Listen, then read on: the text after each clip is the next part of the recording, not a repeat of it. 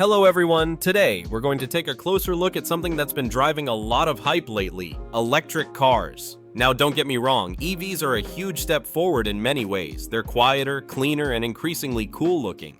But let's hit the brakes for a second and talk about the other side of the story, the disadvantages of electric vehicles. First up, range anxiety. Most electric cars today have a range between 200 to 300 miles on a full charge.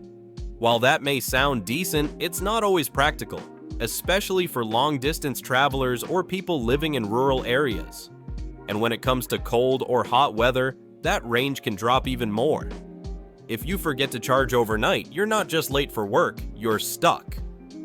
Which brings us to our second point, charging. Unlike gas stations, EV charging stations are still not everywhere. And even if you do find one, charging isn't exactly quick. A full charge can take anywhere from 30 minutes with fast chargers to several hours with standard ones.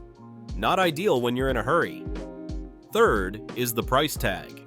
Although EVs are becoming more affordable, the upfront cost is still higher than that of most traditional gas-powered cars. Yes, you'll save on fuel and maintenance in the long run, but for many people, that initial investment just isn't possible. Number 4. Batteries. Electric car batteries degrade over time, just like your smartphone.